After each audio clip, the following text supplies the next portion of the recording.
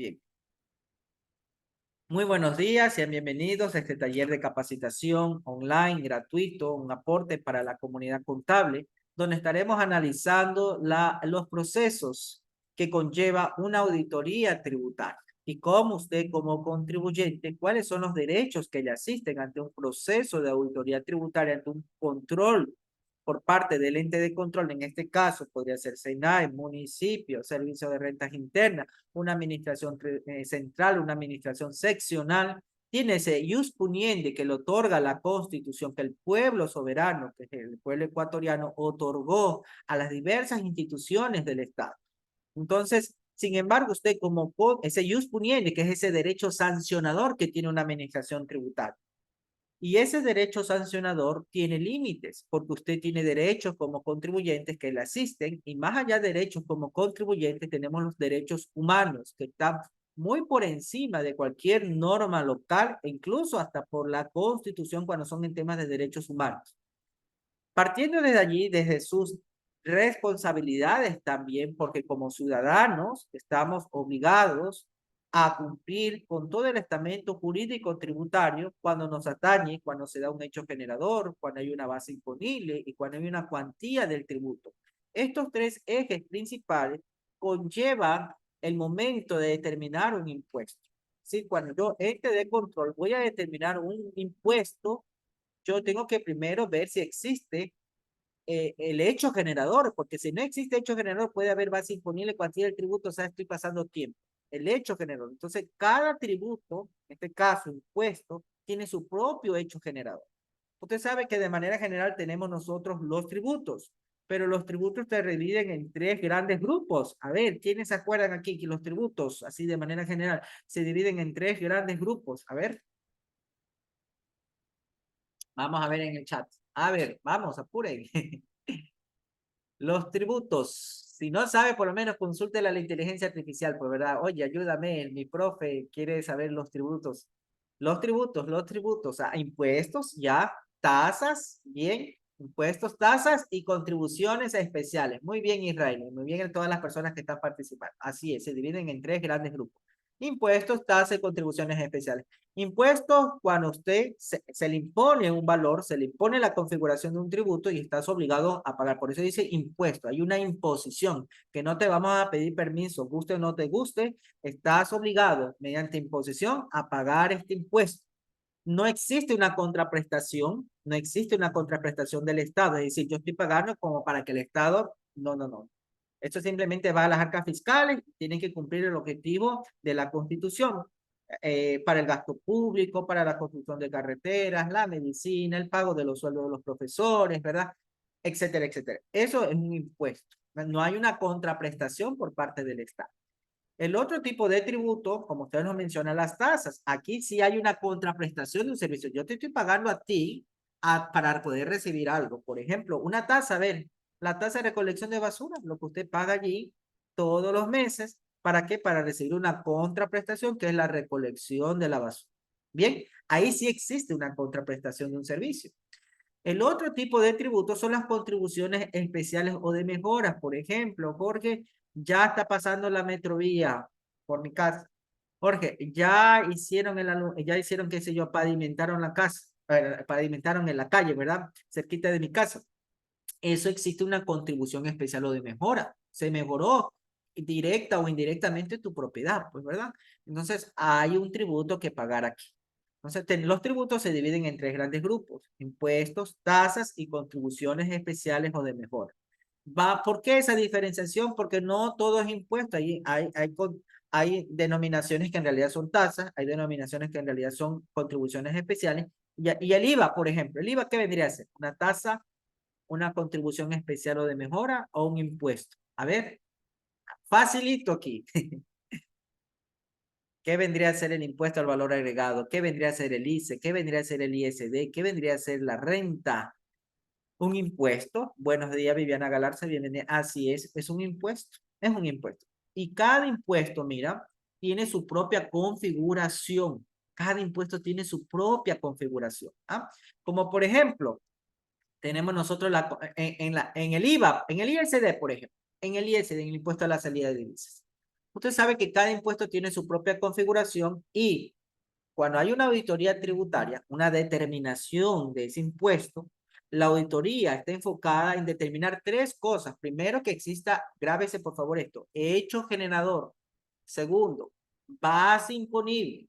Tercero, la cuantía del tributo, que es la tarifa. A ver cómo, ya existe el hecho generador, existe la base imponible, la cuantía del tributo. Le pongo, por ejemplo, el IVA. ¿Cuándo se da el hecho generador del IVA? ¿Cuándo se puede decir que usted está en la obligación de cobrar el IVA? ¿Cuándo se da el hecho generador? Acuérdense los tres pasos. Hecho generador, base imponible, cuantía del tributo. Yo te voy a determinar, yo como ente recaudador del tributo, en este caso impuesto, administración central, en este caso servicio de rentas internas, voy a determinarte el IVA. Voy a hacerte una revisión del IVA, voy a auditarte el IVA. Ah, ya sí, pero usted tiene que estar encaminado a revisar qué cosa, tres cositas, el hecho generador, la base imponible y la cuantía del tributo. El hecho generador del IVA, ¿cuándo se da? En la transferencia. Mira que no solamente es venta, porque transferencia incluye donación, transferencia a título gratuito, autoconsumo, y todo eso es hecho generador de IVA, si te das cuenta. Todo eso es hecho generador de IVA. Entonces, Jorge, el IVA se da cuando se transfiere el bien o cuando se presta el servicio. Ahí nace el hecho generador del IVA.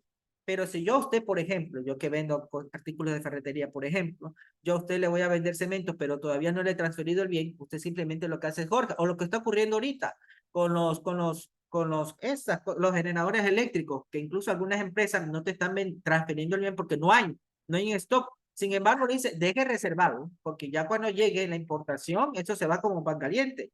Deje reservado. ¿Qué están haciendo algunas personas? Reservando, pues, ¿verdad? Para poder comprar ese generador eléctrico a sobreprecio, a buen precio, desconozco, ojalá que sea al precio que debe de ser. Están cobrando anticipos. ¿Hay una factura allí? O más bien hay un hecho generador del IVA específicamente allí. ¿Hay un hecho generador del IVA? ¿Qué dicen ustedes? ¿Sí o no? Cuando usted está cobrando anticipadamente algo. Eso es lo que están haciendo las empresas. Y dice, espérate que posiblemente llegue el 20 de octubre, posiblemente llegue el 25, algunas dicen posiblemente llega al 30 de octubre, y si no llega, te devolvemos el dinero, dice. ¿Ah? No, pues correcto, así es, pues, ¿verdad? Aquí lo que existe es un anticipo. Entra banco, ¿contra qué cuenta? Contra un pasivo, ¿verdad? Denominado anticipo de cliente, ¿verdad? Es una obligación que usted como empresa porque está cobrando anticipadamente. No hay hecho generador del IVA. Si se da cuenta. Entonces, si viene un ente de control, dice, oye, por bancos pasaron $10,000, esto graba impuesto a la renta, esto graba IVA, por ejemplo, en el caso que me estoy basando. Usted tiene que decir, no, porque no hubo el hecho generador. ¿Dónde está la transferencia del bien? ¿Dónde está la prestación del servicio? Aquí no ha habido transferencia del bien. Aquí no ha habido prestación de servicios. Por lo tanto, no hay factura. Aquí lo que existe simplemente es un anticipo. Nada más que ya me toca devolverle porque nunca se transfirió el bien. ¿Estamos claros? Entonces, primero, en un proceso de determinación tributaria, usted primero a ver, ¿qué me está auditando, señor fisco? Renta, IVA, ICE y ISD. ¿Y por qué? Porque cada impuesto tiene su propia configuración. Escúchame bien, cada impuesto tiene su propia configuración. ¿Ya? Ya, estoy con el IVA. Hecho generador. ¿Bien? Ya. Bien, sí, se dio el hecho generador. Yo transferí el bien. Yo presté el servicio. Entonces, facturo, hay hecho generador. La base imponible le dice el segundo punto. A ver, ¿sobre qué valor transaste este acuerdo económico? ¿Sobre qué valor se transó? Ah, pues, por ejemplo, sobre 100. Ah, perfecto. Tercer punto, ¿cuál era el tercer punto de una revisión tributaria? Hecho generador, base imponible. El tercer punto, a ver, los que están despiertos. A ver, Diana y Castro. La cuantía del tributo. En este caso, ¿cuál sería la cuantía? En este caso, ¿cuál sería la cuantía? 15%, 0%, si es un generador eléctrico, 0%, 15%, si estás en un servicio, si eres empresa de prestador de servicios turísticos, y si es que prestaste el servicio cuando el decreto te decía IVA 8, entonces que sea con 8%, si son materiales de construcción, están dentro de las 18 subcategorías, como por ejemplo un mortero, vas a vender un mortero, vas a vender cemento, vas a vender varillas, creo que hasta 12 graba IVA, 5% materiales de construcción. ¿Sí se da cuenta? Entonces, en una auditoría tributaria, ahora, por ejemplo, no te voy a auditar IVA, te voy a auditar ISD, el impuesto a la salida de divisas, el impuesto a la salida de capitales.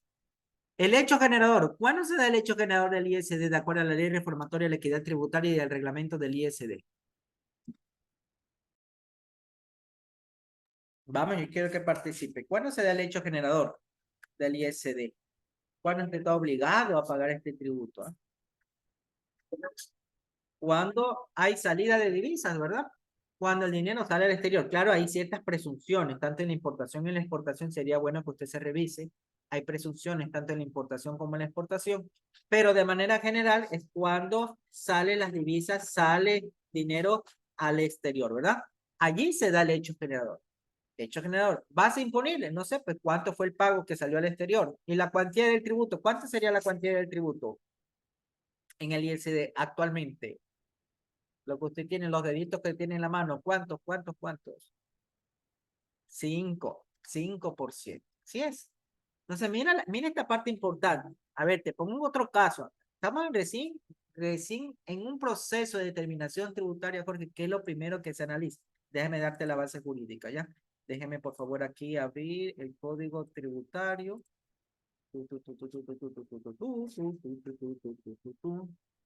Déjame abrirla aquí, por favor.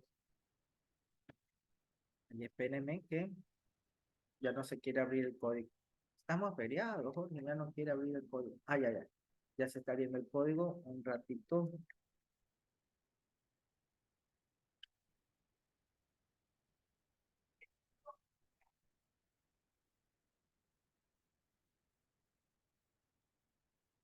Y aquí está, mire. Déjenme por favor compartirles. Mire, por favor. Estamos allí con el Código Tributario, artículo 68. Facultades de la Administración Tributaria son potestades. Tenemos la facultad determinadora, resolutiva, sancionadora, restaudadora, reglamentaria y la facultad de transigir, la última facultad. Dentro de esas facultades nosotros tenemos el artículo 68, la facultad determinadora, ¿ves? Las potestades que tiene un ente de control, en este caso, fisco. La determinación de la obligación tributaria es el acto o conjuntos de actos reglados, porque están por norma, realizados por la administración activa, el sujeto activo, tendientes a establecer en cada caso particular, mire, coma, la existencia, ahí viene, hecho generador, sujeto obligado. ¿Quién es el sujeto obligado? Juanito, Pepito, María, Luca. La base imponible y la cuantía del tributo. ¿Sí se dan cuenta? Eso es lo que estamos examinando. Yo le pongo a usted un caso. Yo le pongo a usted un caso. A ver, un caso de determinación tributaria. A ver, mire lo que ocurre aquí. Mire lo que ocurre. Usted sabe, a ver, en el autoconsumo, usted está obligado a autofacturarse. Es decir, de Jorge Ron para Jorge Ron, por ejemplo, yo que vendo computadoras y se me dañó una computadora, yo no voy a ir a comprar la competencia, pues, ¿verdad? Si tengo 1000 computadoras en bodega, yo cojo, voy a bodega y saco una computadora, que contablemente sale el inventario el costo y entra activo fijo, computador, ¿verdad? Listo. Ahí está la parte contable, pero en la parte tributaria hay un hecho generador de IVA, cuénteme, en el autoconsumo de acuerdo a la circular 15 del año 2015, ley reglamento que también nos habla acerca del autoconsumo. Sí, pues usted se tiene que autofacturar, pues entonces de Jorge Ron para Jorge Ron y me facturo al valor POP, al precio ordinario de venta. No voy a ser sabido y me voy a poner al costo o me voy a poner con valor 1 centavo o me voy a coger el menor precio. No, no, la norma le dice al precio ordinario de venta. Ya, pues si usted le vende ordinariamente, comúnmente, a $500 más IVA, a ese precio tienes que facturar. 500 más IVA me factura. Ya, esa factura que yo me estoy autofacturando, sígueme por favor, sígueme, que ahí vienen casos de determinación tributaria, eso es lo que estamos revisando. Entonces, esa factura que yo me esa factura que yo me autovendo, como por decirlo así, porque simplemente es un autoconsumo. En el ATS, ¿en qué módulo va? En ventas, compras, en comprobantes anulados, en exportaciones. ¿En qué módulo va del área del ATS? ¿Ya?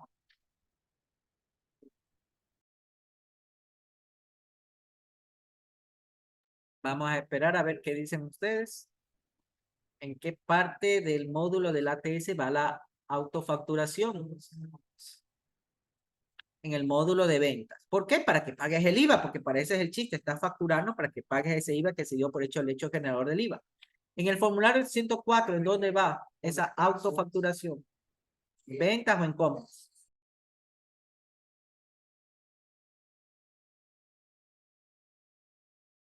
Ajá, en ventas va. Entonces, y en el 101, ¿en dónde va esa factura? En el 101. Piénsalo bien, piénsalo bien. En el 101, ¿dónde va? ¿En dónde va todo eso? La autofacturación, el autoconsumo, esa factura que te facturaste al valor POP, al precio ordinario de venta.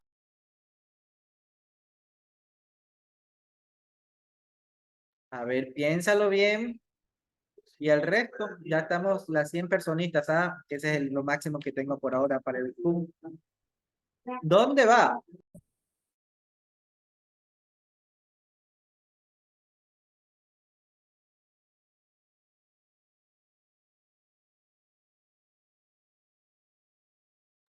Bueno, en ningún lado, eso no va en ingresos, por si acaso, porque eso no es ingreso.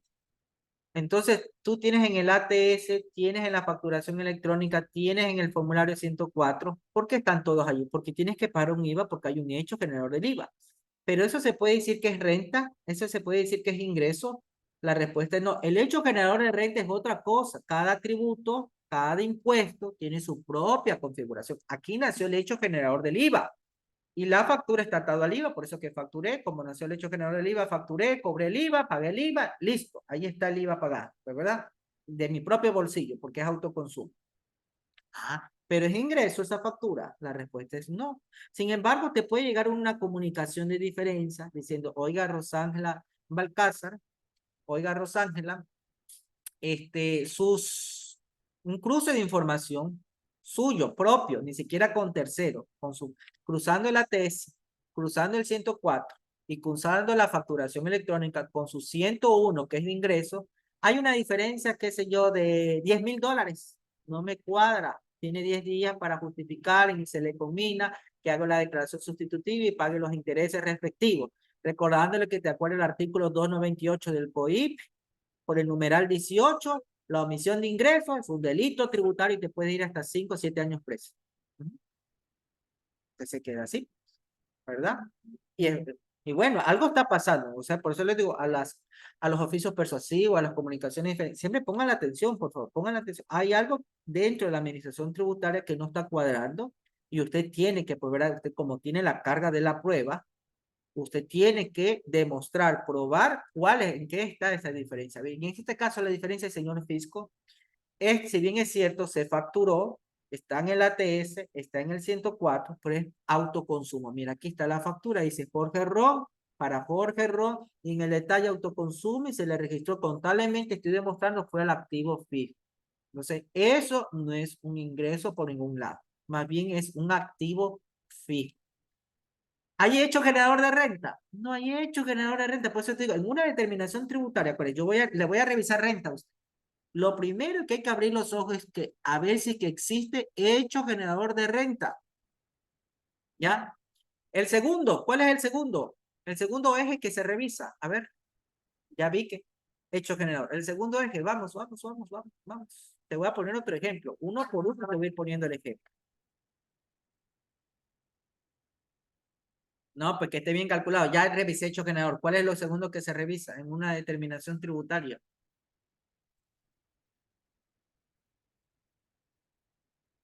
La base impone. Solo y la red nomás está pilas aquí y el resto están dormidos. Un poco se les ha ido la energía eléctrica, creo.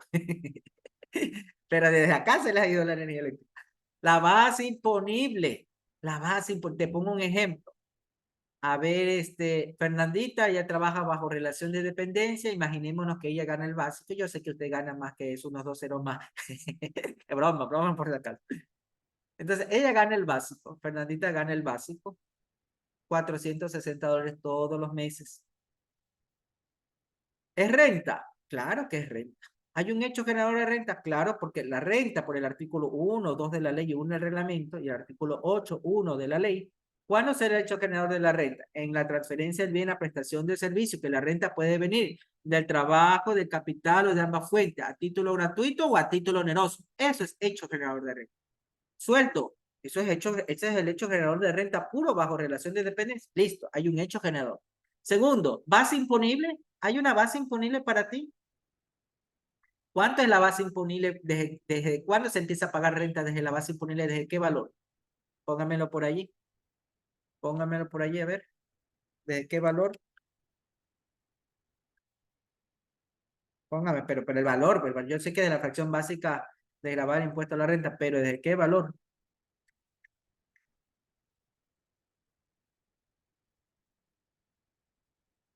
11.000, ¿cuánto? A ver, 11.902, ¿verdad? Si según lo que me informa, espero yo que sea ese, 11.902. Entonces usted con 500, con $460, si usted le multiplica por 2, se da 5.520. ¿Hay una base imponible allí? O sea, hay una base imponible, sí, pero está grabada con tarifa. Ahí viene la cuantía del tributo. ¿Cuánto sería la cuantía del tributo? 0%, porque está grabado con 0%. No está exento. Está grabado con 0% de impuesto a la renta. Mira tú, te voy a explicar lo bonito, porque tienes que abrir los ojos. Te están revisando, por favor, hello. Primero ver si existe o no existe hecho generador, porque si no, todo ese proceso abajo, abajo, porque no existe hecho generador. Toda determinación tributaria, acuérdese que usted tiene derechos que la existen, está normada y la norma se encuentra en el artículo 168, la regla en otras palabras. La norma, la regla, la directriz se encuentra en el artículo 68. Los verbos rectores son estos: hecho generador, sujeto obligado, la base imponible y la cuantía del tributo. Bien, déjenme ir acá por favor a las diapositivas porque no paso ni de la carátula. Estamos en una introducción nada más de determinación tributaria. Pero son cositas que nos van a servir, ¿verdad? Déjenme ver aquí. Ah, no, espere. Déjenme volver a compartir acá la pantalla. Espérenme. Acá está. Muy bien. Auditoría tributaria con pruebas NIF, un aporte de este servidor. Si en algo les sirve, bienvenido sea. La Constitución en el derecho tributario. Veamos un poquito esto. Vean. La Constitución es nuestra norma suprema, es nuestra norma de normas. Vivimos en un estado constitucional porque nos debemos a la Constitución. Nada puede estar por encima de la Constitución. En un estado de derecho y de justicia social, donde el soberano es el pueblo ecuatoriano. ¿Se ha visto usted que cuando dicen el presidente, el mandatario ¿a quiénes? A sus mandantes, ¿verdad? Porque los mandantes, ¿quiénes son? Los jefes, en otro caso, ¿quiénes son? El pueblo, porque la soberanía no radica ante una autoridad o ante alguna institución, en lo que ellos tienen facultades o potestades nada más, pero el poder o la soberanía máxima, suprema, radica en el pueblo ecuatoriano, cuya voluntad es el fundamento de la autoridad suprema. Entonces, el soberano no es el ejecutivo, legislativo ni judicial, ¿verdad? El soberano es el pueblo ecuatoriano, cuya voluntad es el fundamento de la autoridad, que la ejerce, eso sí, a través de diversos órganos públicos, llámese el SENAI, llámese el municipio, un GAT, llámese el Servicio de Rentas Internas, etcétera. Son facultades, pero conferidas, ejercidas por la soberanía que está en el pueblo ecuatoriano. Bien, por eso cuando usted escucha, es el primer mandatario. En otras palabras, es el primer empleado. Primer mandatario, en este caso, con mucho respeto, ya saben, el presidente ante los mandantes, que es el pueblo soberano. Bien. Aquí está una explicación un poquito de la primera Carta Magna, de la primera Constitución, cuando salió, fue en el año 1215, ¿verdad? Ahí nosotros tenemos que Juan Sin Tierra fue el rey de Inglaterra desde 1199 hasta su muerte en 1216. Se apodó Juan Sin Tierra porque desde la pérdida de sus territorios ingleses en Francia, nunca durante su reinado fue lo que más perdió tierra. Pero allí fue la primera Carta Magna en junio del año 1215. ¿Por qué? Porque la Constitución dentro de sus objetivos o dentro de sus fines es poder poner límites al poder del Estado. Ese es el origen de la Constitución. Poner límites al poder del Estado. ¿Ya?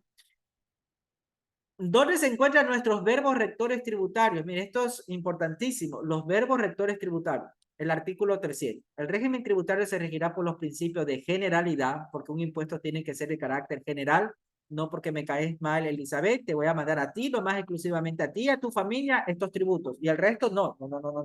Mi impuesto tiene que ser de forma general. Claro, hay excepciones, hay el tema de la generalidad, por si acaso, hay unas excepciones. Nosotros dentro Un filósofo, a ver, deja que hasta que me venga a la mente, por favor. Espérenme un ratito que está pasando una bulla por aquí.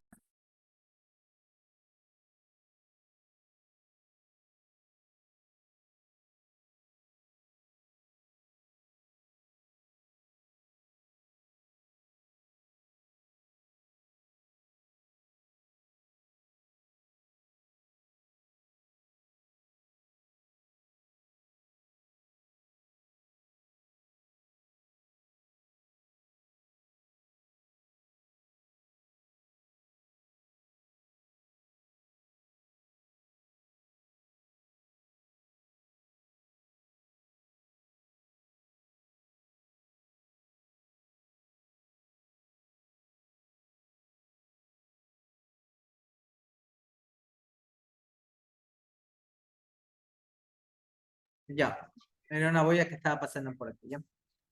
Es que estoy en la avenida. Como les decía, en el principio de la generalidad, no porque me caíste mal, Elizabeth, a ti, a tu familia y los hijos de tus hijos de los hijos, dice hasta la séptima generación van a pagar este impuesto y el resto no. No, no, no, no. Un impuesto tiene que ser general, pero hay excepción. En tributación hay la parte que tratar por igual a los iguales y por desigual a los desiguales. ¿Ah? Es decir, yo no puedo hacer pagar a todos impuestos la renta, no, no, no, no, porque hay que tratar por igual a los iguales y por desigual a los desiguales, ¿verdad? Hay escalones, ¿verdad? Que al que más gane, más impuestos tendrá que contribuir y al que menos gane, menos impuestos tendrá que contribuir. Entonces, pero de manera amplia, un impuesto tiene que ser de manera general. Progresivo, mira que aquí tenemos un caso que del RIN. ¿Se acuerdan ustedes del régimen impositivo de microempresas? Y ya hoy por hoy no lo tenemos. ¿Por qué?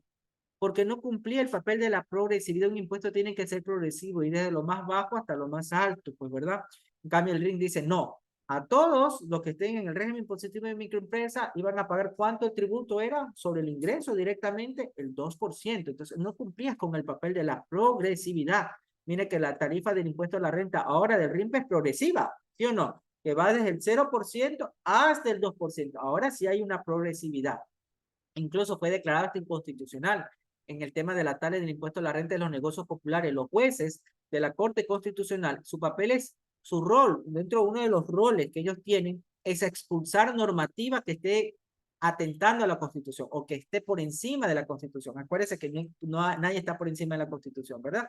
Entonces, ese es el rol. Los legisladores, los señores asambleístas actúan como ese legislador positivo porque crean leyes, aprueban leyes, mientras que la Corte Constitucional, los jueces actúan como el legislador negativo porque expulsan normas que estén atentando a los principios constitucionales. Entonces, se declaró inconstitucional la tala del impuesto a la renta para un negocio popular porque no había progresividad. Ahora dice sí, hay progresividad, ¿verdad?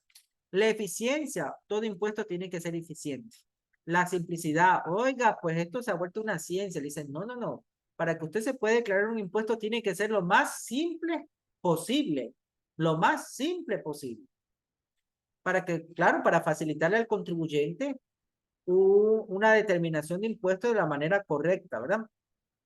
De simplicidad administrativa y retroactividad. Mira, que toda ley siempre va a regir para dónde, todo impuesto, para cuándo va a regir, para el futuro, ¿verdad? Para lo venidero, salve y cuando se aplique el indubio pro contribuyente, que sea a favor del contribuyente, entonces sí se puede aplicar de manera retroactiva, por si acaso, en el caso de la irretroactividad. La irretroactividad es un verbo rector que tiene que iluminar todo el estamento jurídico tributario. Sin embargo, hay una excepción, como te digo. La regla general es que cualquier norma tributaria rige para lo venidero, rige para lo futuro siempre, no rige para atrás, pues, ¿verdad? No es que el día de hoy, ¿sabe qué? Va a salir una ley reformando el artículo 9, numeral 14, la ley del régimen tributario interno, donde los bienes inmuebles, todos se consideran grabados impuestos a la renta desde el año 2018 hasta acá. No, no, eso no puede existir porque toda ley rige para el futuro, para lo venidero. Sin embargo, acuérdate que yo te dije que hay una excepción. Hay una excepción en el tema de la irretroactividad. La norma se puede aplicar de manera retroactiva siempre y cuando se aplique el indubio pro contribuyente, es decir, a favor tuyo contribuyente. Te pongo un caso, que de esto tenemos varios. Te pongo solamente un caso. Usted recuerda que en cualquier cambio de impuesto a la renta, ¿desde cuándo empezaría a aplicarse? Suponiendo que hoy dice el presidente sabe que vamos a bajar el impuesto a la renta, ya no será hasta el 37, sino hasta el 15%, del 0 al 15, suponiendo, ¿verdad? Yo sé que eso quizás no vaya a pasar, ¿verdad? Suponiendo. Pero esto, ¿cuándo empezaría a aplicarse? Al 2025, ya. Porque la ley rige para lo venidero y como es impuesto a la renta, al siguiente año. Pero te pongo este ejemplo, mira, sígueme por favor, un ejemplo real, real. Sabemos que la ley no es retroactiva, rige para lo venidero, pero se puede aplicar la retroactividad cuando es a favor del contribuyente. ¿Qué pasó a inicios de enero del 2024 con las cargas familiares? ¿Alguien se recuerda con el tema de las cargas familiares que a los hijitos dicen, yo tengo mi hijito de 2 meses, tengo mi hijito de 3 meses y no lo puedo registrar como carga familiar, pues, ¿verdad? No lo puedo, ingeniero, registrar. ¿Cómo va a tener eso posible si mi hijo de 3 meses, qué ingresos va a tener? ¿Qué ingresos va a tener? ¿Qué ingresos va a tener mi hijo de 2 meses, de 3 meses? Dice. No puede porque percibe ingresos grabados de impuesto a la renta. ¿Se recuerdan o no se recuerdan eso? ¿Por qué? Porque tenían tarjetas de crédito por ahorro futuro, no sé, pues por ahí tenían unos rendimientos financieros chiquititos. Entonces, en el año 2024 salió una reforma diciendo, no, vamos a corregir esto porque creo que esto fue del gobierno anterior, o sea, el gobierno actual dice, vamos a corregir esto, donde se permita las cargas familiares que a pesar que tengan ingresos grabados, pero que no superen qué cosa, que no superen en todo el año, a ver quién se recuerda, que no superen todo el año un salario básico, es decir, si tu hijito de 3 meses siempre y cuando no supere los $460, listo, es carga familiar. Oiga, pero esto es un cambio de renta y tendría que aplicarse para el 2025, pero la disposición del gobierno dice, no, vamos a perjudicar a los contribuyentes, ¿verdad? Porque esto es una locura, pues, ¿verdad? No vamos a perjudicar a los contribuyentes porque el espíritu de la norma es que puedas registrarte tus cargas familiares, como ese hijito de 3 meses, no te vamos a perjudicar, entonces empezó a aplicarse desde ahora, todo el año 2024, de manera retroactiva, si te das cuenta, cuando es a favor del contribuyente. Y siempre y cuando haya esa disponibilidad de parte del Ejecutivo, que lo aclare, ¿verdad? Como, como es en este caso, ¿ya? Bien, regreso yo por favor acá. Vamos por favor acá. Listo. Otro verbo rector, la equidad, pues, ¿verdad? Tenemos que ser equitativos. Y hay que le decía que viene a tratar por igual a los iguales y por desigual a los desiguales. La igualdad no es lo mismo que la equidad, por si acaso. La igualdad es que todos, nadie tiene corona en este pueblo y todos contribuyen, todos pagan impuestos. Esa es la igualdad. La equidad es diferente, le dice. La equidad es que todos vamos a construir, pero en base a la capacidad de cada uno, pues, ¿verdad? El que tiene más, pagará más. Y el que tiene menos, pagará menos, pues, ¿verdad? Ese es el tema de la equidad, no es el de la igualdad. Y el verbo rector es la equidad tributaria. La transparencia, pues, ¿verdad? Al momento, un impuesto tiene que ser objetivo, tiene que ser transparente. A ver, ¿para qué es la recaudación? ¿Para qué se va a hacer? ¿Con qué fin es la recaudación de este tributo? Suficiencia recaudatoria, que el ente de control tiene que tener la autoridad y la suficiencia y esa facilidad de poder recaudar los tributos, aun cuando el contribuyente no lo requiere, no lo quiera, por ejemplo. Ahí viene ese jus puniendi, ese derecho sancionador que tiene la administración tributaria, y cuando un proceso de control está infirme, por ejemplo, ahí entra el tema de la acción coactiva, que es el cobro forzoso de la deuda, que es otra facultad de la administración tributaria, que es la facultad recaudadora, suficiencia recaudatoria. Se priorizarán los impuestos directos y progresivos sobre los indirectos. Por ejemplo, en la recaudación tributaria, ¿qué tiene que primar más en la recaudación? ¿El IVA o la renta? A ver, porque este es un verbo rector tributario. En una recaudación tributaria, ¿verdad? Per se, al final del año, ¿qué tiene que primar más sobre su recaudación? ¿El IVA o la renta? A ver, porque ahí estaba la respuesta. La renta, ¿por qué? Porque se priorizarán, dice, los impuestos directos y progresivos. No es que al final del año usted va a más recaudar IVA que renta, no, hello, porque el IVA es un impuesto, como ustedes saben, directo y lo termina pagando el consumidor final. Entonces, si yo al final recaudo más IVA, ¿qué está pasando? Pues con la renta, pues, ¿verdad? O sea, hay más control a los consumidores finales que los que en realidad están generando renta, pues, ¿verdad? Que los que en realidad están generando ingresos, las empresas, por ejemplo. Entonces, por eso le dice, tiene que priorizar dentro de su recaudación más los impuestos directos y progresivos porque ahí está la carga tributaria, ¿verdad? Porque los impuestos indirectos los termina pagando el consumidor final, el que no tiene cómo cruzar, pues, ¿verdad? ¿Qué más tenemos por acá? A ver.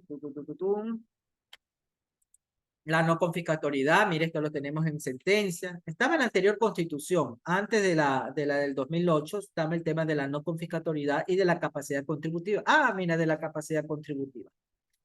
Esto lo encontramos en sentencia, por si acaso. Antes sí lo teníamos como normado en la Constitución, ya luego con la nueva Constitución aprobada en Montecristi en el año 2008 en la ciudad natal de Ley General de Eloy Alfaro, aprobada en Montecristi, allí, con la nueva Constitución. Ya no habla de la no confiscatoriedad y del tema de la capacidad contributiva. Pero mire, el impuesto siempre tiene que basarse en la capacidad contributiva. ¿Por qué? No es, que es diferente a la capacidad económica. No todos los que tengan capacidad económica tienen capacidad contributiva. Y todos los que tienen capacidad contributiva tienen capacidad económica. Y el impuesto busca gravar a los que tienen capacidad contributiva. A ver, ¿cómo se resuelve este trabalengua?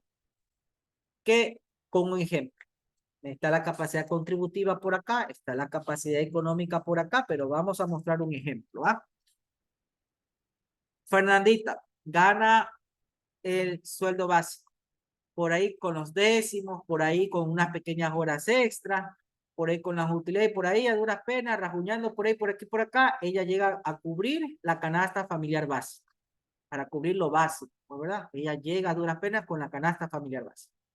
Pregunto, ¿ella tiene capacidad económica? La respuesta es sí, porque puede adquirir bienes de la canasta familiar básica, tiene capacidad económica. Pero esta triste alma, ¿tendrá capacidad contributiva? Como para yo cogerle y se me vas a pagar renta, me vas a pagar una contribución temporal, post-COVID, post-morte, por lo que sea, me vas a pagar. No, pues, ¿verdad? No, pues. Por eso que los verbos rectores dice el tributo, el impuesto como tal, va sobre quienes tienen capacidad contributiva, porque no todos los que tienen capacidad económica están en la capacidad de contribuir, en otras palabras, no tienen capacidad de contribuir, como en el caso de Fernanda, ella más bien hay que ayudarle, pues, ¿verdad? Perfecto.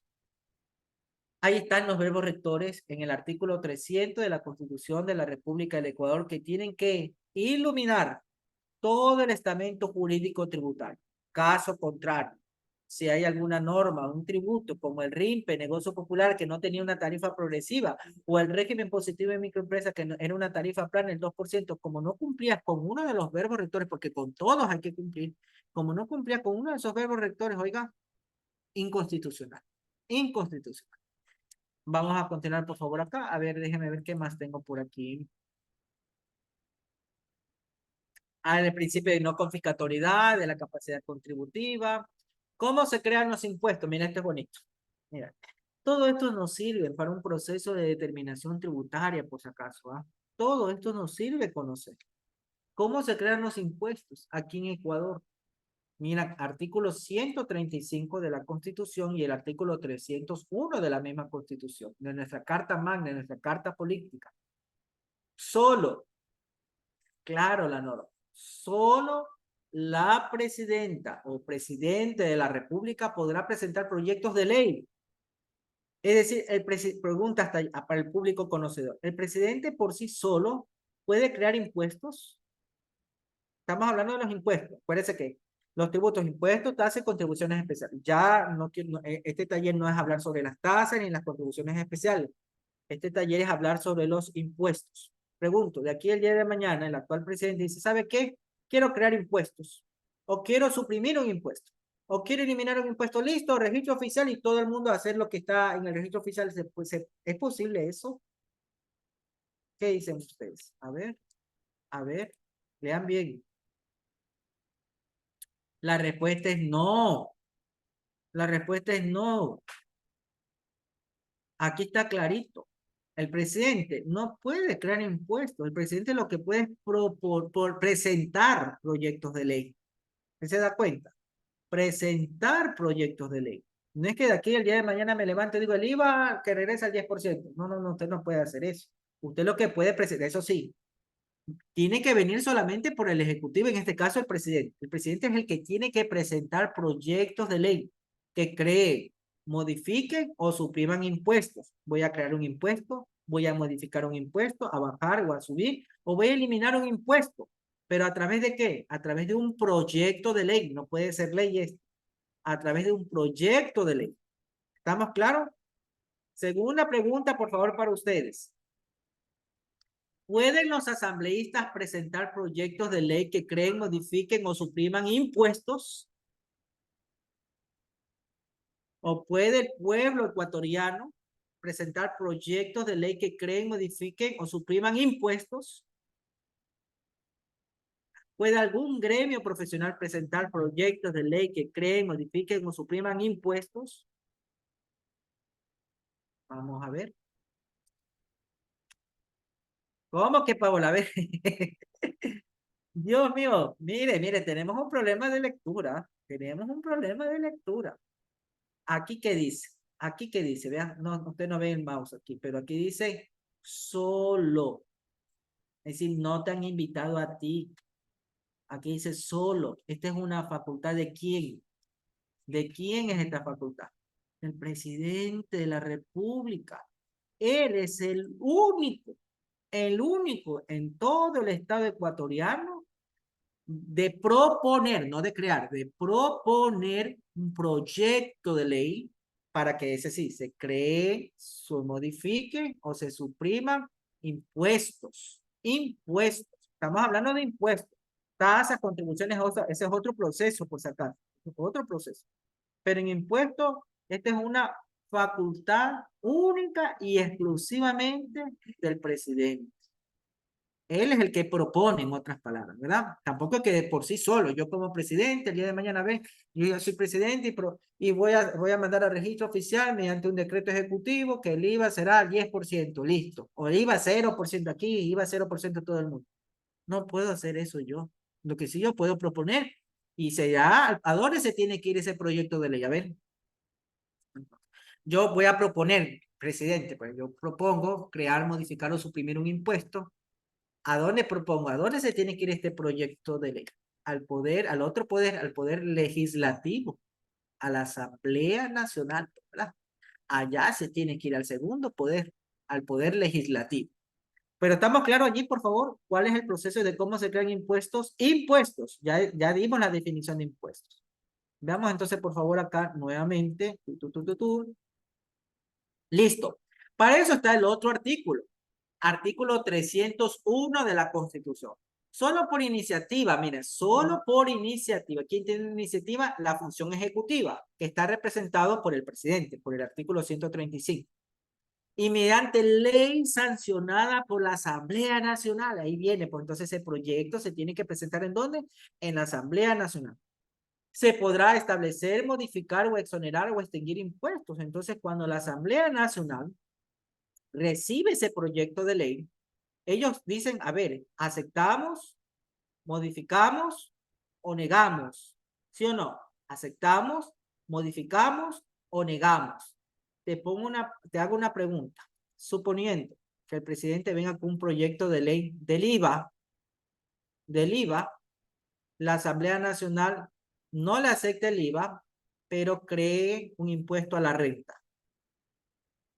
¿Se puede dar esta situación? ¿Es dable esta situación? ¿Qué dicen ustedes, sí o no? Usted como presidente viene a mí, que soy el poder legislativo, un proyecto de reforma tributaria en IVA, y yo no le acepto el IVA y le pongo la renta.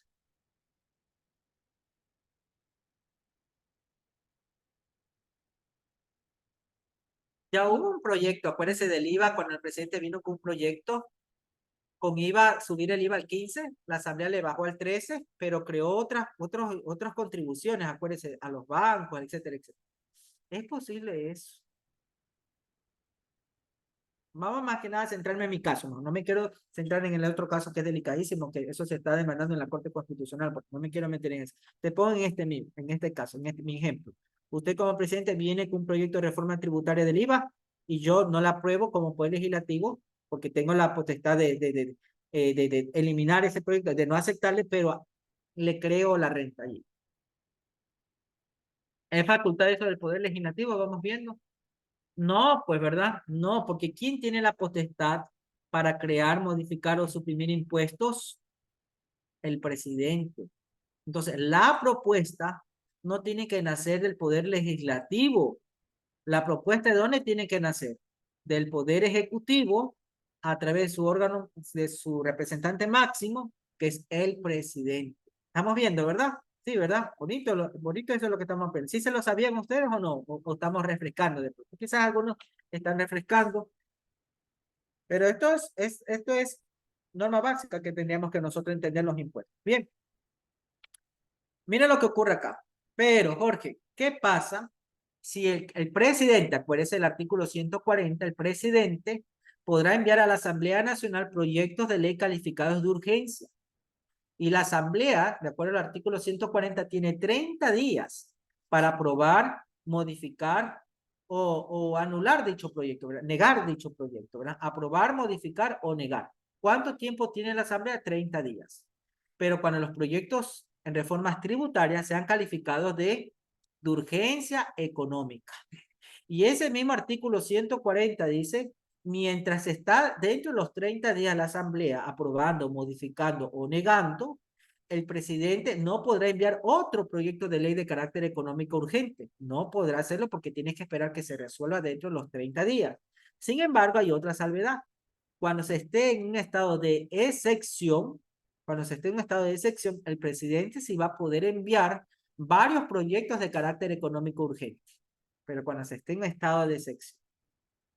¿Estamos claros? A ver, nuevamente. Cuando un proyecto que es de reforma tributaria sea calificado de urgencia económica, tiene que primero sustentar por qué es de urgencia económica. Ya hemos tenido varios proyectos de urgencias económicas. La Asamblea Nacional, cuando recibe ese proyecto, puede aprobarlo, modificarlos o negarlos. ¿Cuánto tiempo tiene la Asamblea? 30 días. Pasan los 30 días y se la Asamblea no aprobó, no modificó o no negó porque no se puso ni de acuerdo, no hubo mayoría en ninguno de esos tres escenarios. Esto se va directamente al registro oficial a través de un decreto de ley. A través de un decreto de ley. Ya hemos tenido esos casos, donde la Asamblea no aprobó, no modificó, no negó ese proyecto de reforma tributaria calificado de urgencia económica dentro de los 30 días. Entonces, al siguiente día, esto se calificó como mediante un decreto de ley directo al registro oficial. Mira el poder que puede tener el Ejecutivo, en este caso el presidente, y lo delicado del asunto cuando se envían reformas tributarias calificadas como de urgencia económica. Segundo punto, tiene 30 días la Asamblea, pero y durante esos 30 días no se va a poder enviar otro proyecto de carácter económico urgente. ¿Por qué? Porque tiene que esperarse que se resuelva ese proyecto durante los 30 días. Pero hay una salvedad. Cuando se está en un estado de excepción, se puede enviar varios proyectos de urgencia económica. ¿Ah? Bien, por aquí están otras cositas por aquí. Oiga, cierto. Le quiero invitar a usted a un taller que se va a dar este día viernes y sábado. Este viernes, déjeme recordar la fecha, sí. Este viernes 18 y este sábado 19 de octubre, donde he invitado a una abogada especializada en el derecho tributario que tiene amplia experiencia.